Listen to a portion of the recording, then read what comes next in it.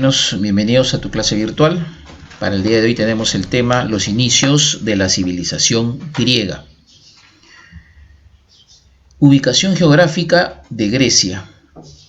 La civilización griega se ubicó en la península de los Balcanes, al sureste de Europa, en un territorio accidentado que dio lugar a tres regiones geográficas: Grecia continental, zona unida al continente europeo; Grecia peninsular, zona unida al continente por el Istmo de Corinto; y Grecia insular, conformada por las islas del mar Egeo. Las civilizaciones que precedieron a los griegos fueron la civilización minoica o cretense, llamada así en honor del rey Minos. Se desarrolló entre los años 2000 y 1600 a.C. Las evidencias apuntan al palacio de Nosos como centro político. La civilización micénica surgió en las tierras ubicadas al norte de la península del Peloponeso entre los años 1600 a 1200 a.C. Se convirtió en el centro del poder militar de la región. La Edad Oscura abarca desde el año 1100 a.C. hasta el siglo VIII a.C. Sobre esta etapa en particular, los investigadores no han podido obtener evidencias suficientes para darla a conocer al mundo. Entonces, aquí a la izquierda tenemos este interesante mapa de la Grecia antigua. Acá se puede apreciar la zona de la Grecia continental, que está unida justamente al continente europeo; la Grecia peninsular, que se ubica en esta península llamada del Peloponeso y que está unida, al Istmo de Corinto; y la Grecia insular es justamente el conjunto de islas que se encuentran alrededor. La civilización griega. En el año 1000 a.C., el mundo vio nacer una de las sociedades más avanzadas de todos los tiempos, considerada la cuna de la civilización occidental, la cultura griega, conformada por la unión de varios pueblos que poseían una misma cultura, idioma, religión, fiestas. Aunque con autonomía económica y política, la civilización griega atravesó tres periodos. El más antiguo, conocido como la Grecia arcaica, del 700 al 480 a.C. Tras el fin de la civilización micénica y de la Edad Oscura, se inició la Grecia arcaica, periodo caracterizado por la formación de las polis y el surgimiento de las ciudades-estado griegas. Las polis funcionaron como lugar de protección frente a los invasores, resultado de la aglomeración de aldeas bajo el dominio de un soberano único, alrededor de cuyo palacio se edificaron murallas que en tiempos de guerra servían para refugiar a la población. Cada polis, o sea, cada ciudad, gozaba de autonomía política, es decir, era un estado autónomo que se gobernaba a sí mismo. Pasamos ahora a la siguiente página de nuestro texto y ahí encontramos lo siguiente: las ciudades-estado griegas. Aunque cualquier comunidad griega independiente era considerada una polis, no todas llegaron a ser verdaderas ciudades-estado. Por ejemplo, destaca Esparta, fundada a mediados del siglo IX a.C., estamos hablando de los años 800 a.C., en la región del Peloponeso. Se trataba de una sociedad militarizada dirigida por una poderosa aristocracia. Desde la niñez se preparaban a los espartanos para la guerra, la cual buscaba ser futuros adultos fuertes y resistentes. Atenas, fundada en el siglo VIII a.C., estamos hablando de los años 700 a.C., en la región del Ática. Su sistema político inicial, aristocrático y oligárquico, se transformó en un sistema democrático a partir de las primeras leyes creadas por los legisladores atenienses, Dracón de Tesalia y Solón. Luego tenemos la etapa de la llamada colonización griega, que abarca los siglos 8 al 6 a.C., o sea, entre los años 700 a los años 500 a.C. El aumento desproporcionado de la población en las ciudades-estado puso en peligro el autoabastecimiento de la población, la cual se vio obligada a buscar otros lugares donde establecerse. De esta manera, los griegos se convirtieron en grandes colonizadores. Entre el 750 y el 600 a.C. fundaron colonias en las costas del Mediterráneo, Asia Menor y el Mar Negro. Su política se basaba en establecer las colonias en territorios que ellos estimaban valiosos para la agricultura, la ganadería y el comercio. Incluso formaron enclaves comerciales en las costas del Imperio Persa, a quienes llamaron medos. A su ciudad natal la llamaban metrópoli, es decir, ciudad madre, de la cual partían para fundar otras ciudades en territorios extranjeros. Y luego viene la etapa de la llamada Grecia clásica, del 480 al 323 a.C.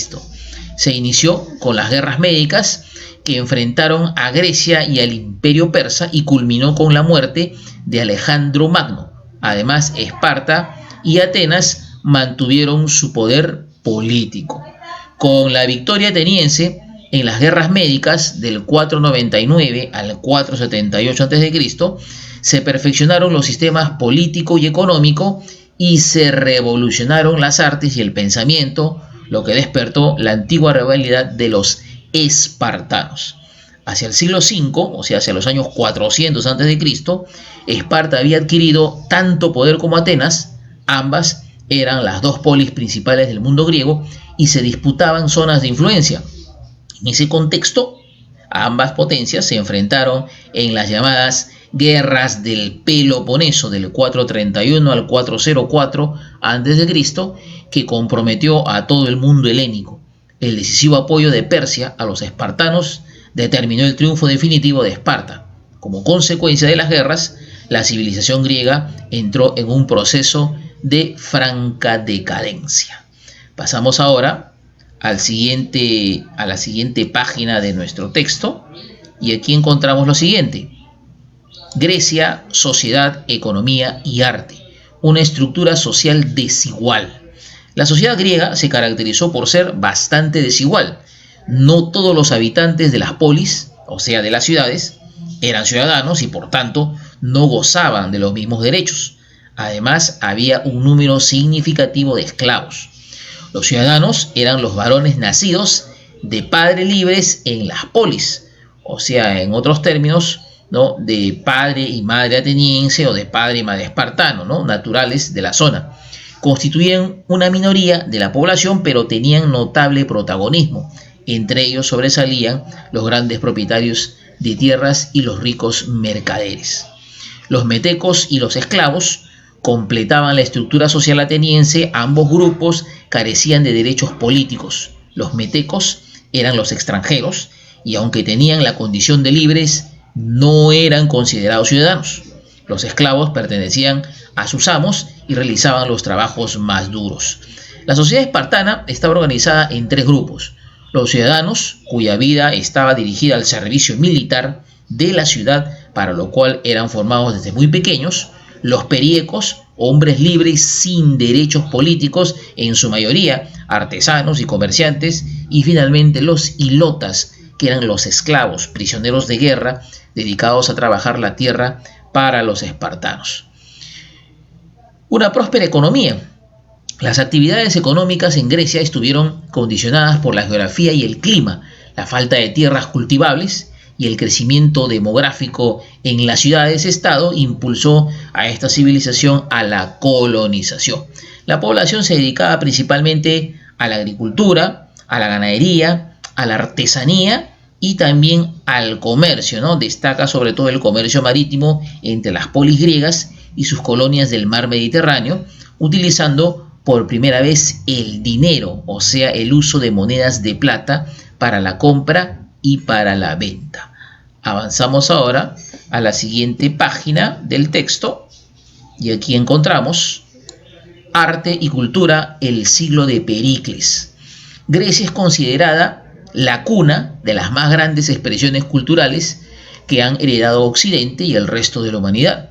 Los más grandes exponentes de las artes y de las ciencias antiguas provienen justamente de la civilización griega.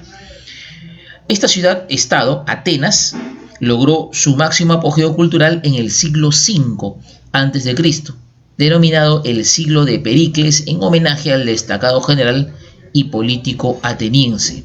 Una de las características principales de la cultura cultura griega fue su pensamiento humanista, es decir, el ser humano como el centro del universo.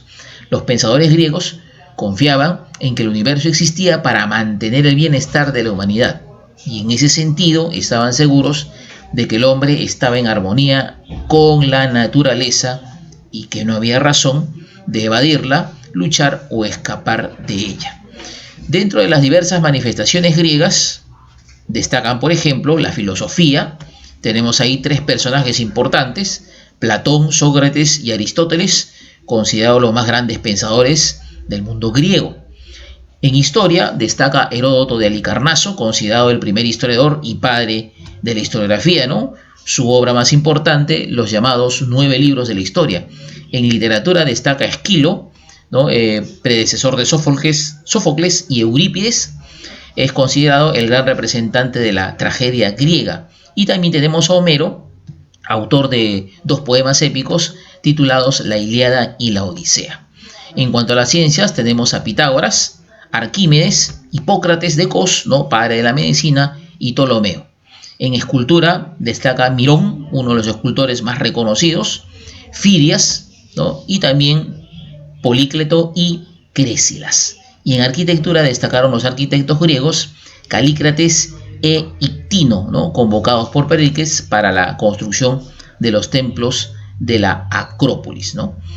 Muy bien, entonces, jóvenes, hasta aquí completamos la clase por el día de hoy. Gracias.